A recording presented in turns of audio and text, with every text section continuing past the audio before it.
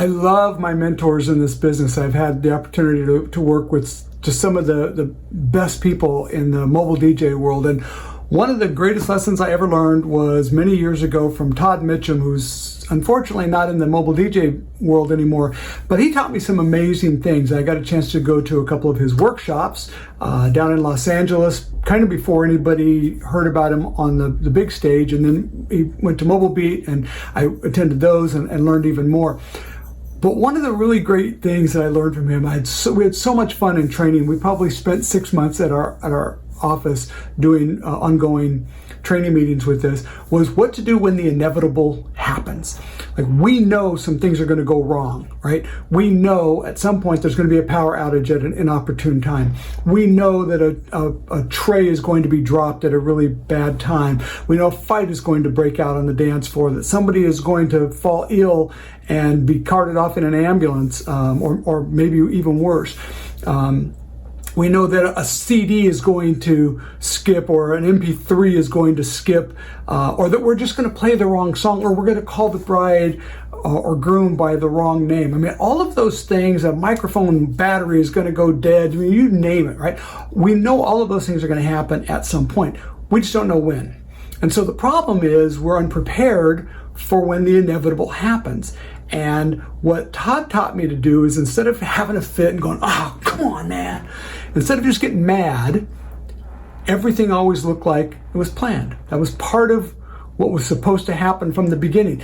Once we learned to do that and we got ready for stuff, we actually began to look forward to when these things would happen, right? We had bomb scare. We had to evacuate because of a bomb scare. I've had a couple of different fire drills where fire alarm went off. We had to evacuate the building. I had a grandmother carted off in an ambulance before the dancing began. She fell and broke her wrist during dinner. She was up dancing, actually, during dinner. These go on. And again, I've called the bride and groom by the wrong name. I've called the parent. I've butchered the parents' names. So the key was, what are we going to do when that happens? And we realized we needed to have more than one solution, because it's not going to be a one-size-fits-all, first off, for each DJ personality, and then secondly, for each event. It depends on what's going to happen. So I did a wedding years ago, and the parent, and I worked for this family before. This was a very high-end event facility, country club in the Bay Area, and the parents of the bride's name were Steve and Kim Schlumberger. Now, I'd worked for them before. I know how to say their names, but when time came to actually do the introductions, and I began with my welcoming, and then I introduced the parents who were already in the room, I could not for the life of me say Steve and Kim Schlumberger. What I said was, and in my mind this went on forever, but in retrospect it was very quick, but I said, I'd like to introduce the parents of the bride,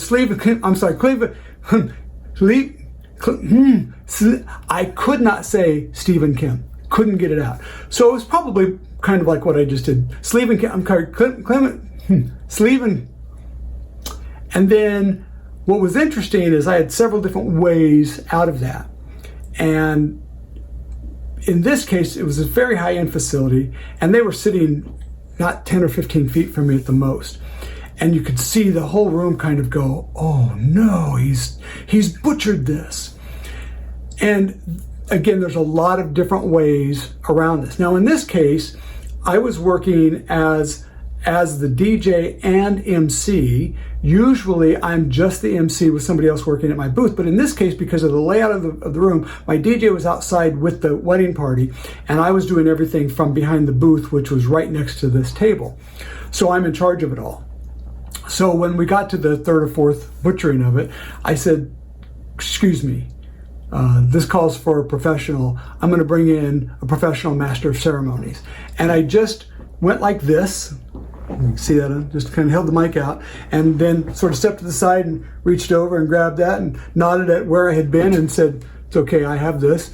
Good evening, ladies and gentlemen. I am the professional master of ceremonies. It's my pleasure to introduce the bride's parents. This is Steve with his wife Kim. They're the Schlumbergers. And the place just blows up and everybody had a good time with it, right?